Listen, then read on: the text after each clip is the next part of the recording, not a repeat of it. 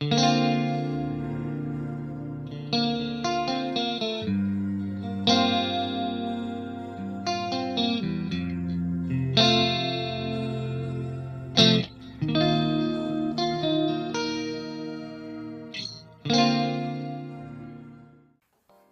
everybody and welcome back to my fun room. This is the Sunday Guitarist and today we're gonna answer some big, solid, eternal questions. Fender versus Marshall amps. Which is better? How do they sound? What is the tone difference between the two? And can you pick up the sonic difference between a Fender and a Marshall? But before moving on, please leave a like and subscribe the channel to help our community grow and follow me to offer you more and more interesting content. Well, today we will try to answer all these questions, always keeping a very simple profile. First of all, because I am not a technician, I don't build or modify amplifiers, so I don't have the technical knowledge to talk in detail about amplifier circuits, bias, speaker impedance, or who knows. But I am a guitarist. I try to use my ears and I want to know exactly what to choose to have the best possible tone depending on the songs I have to play. So let's teleport ourselves into the Fractal universe to analyze the tonal characteristics of two models that have made the history of Fender and Marshall since the early days, when it all began. I'm talking about the Fender Bassman and the Marshall JTM45. As I was saying, I don't want to get into technical details, but keep in mind that the JTM45 was born in the first half of the 60s and his circuit was heavily based on the Fender Bassman 5F6A, which had already been a reference amplifier for about 10 years. And keep in mind that the Fender is equipped with the 6L6s while the Marshall features EL34s. Okay, to have a fair match, we will choose a Bassman 4x10 cabinet with Jensen P10 speakers and a 4x12 Marshall cabinet with G12 Greenback speakers.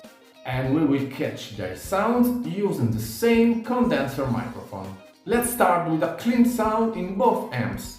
This is the Bassman.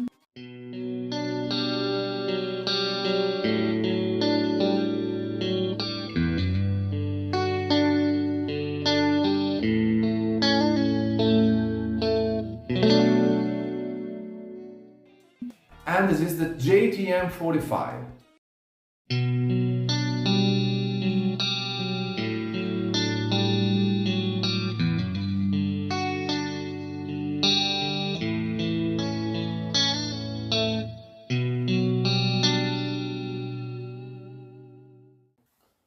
Well, you know, it's always very difficult to describe a tone in words.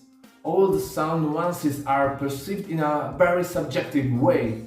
But I guess I may define the Fender as a crystalline, vibrant and almost resonant compared to the Marshall, which instead, with these clean tones, seems more discreet, glassy and almost ready to roar as soon as we raise the gain a little bit. Will it really be like this? Let's try adding an overdrive, warm up the engines and see how the two amplifiers respond. Hear the Bassman with a Klone Centaur in front.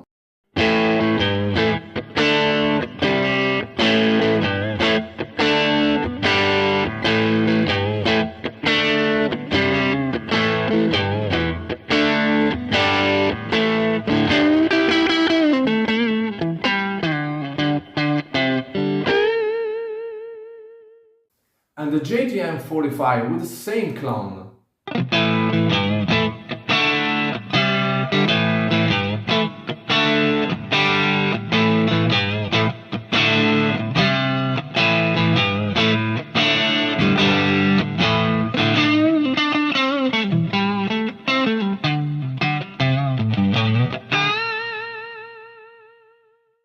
Hear how the sonic differences increase as soon as we increase the distortion. Now we are really talking about two completely different worlds. And what happens if we insert another overdrive with higher gain settings? Let's hear.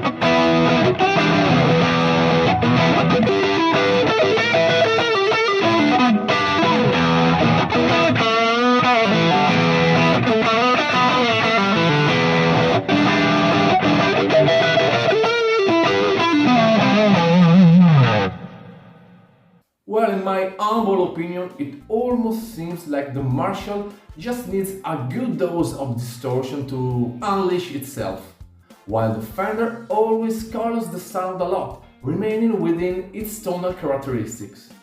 In the end of the day, I think that one amp is not better than the other, but it's just a matter of understanding the sonic differences of each one. All this is nothing but culture and knowledge that we could use in the future to obtain a better tone according to our needs. Having said that, I hope I have been helpful and given you some quick tips to better navigate the waters of Fender and Marshall of the early days. So what do you think? Which one do you prefer? Can you hear the differences? Please let me know everything in the comments, and as always, if you enjoyed this video, please leave a like, subscribe the channel, and see you very soon here on the Sunday Guitarist. Ciao, good vibes and LOVE!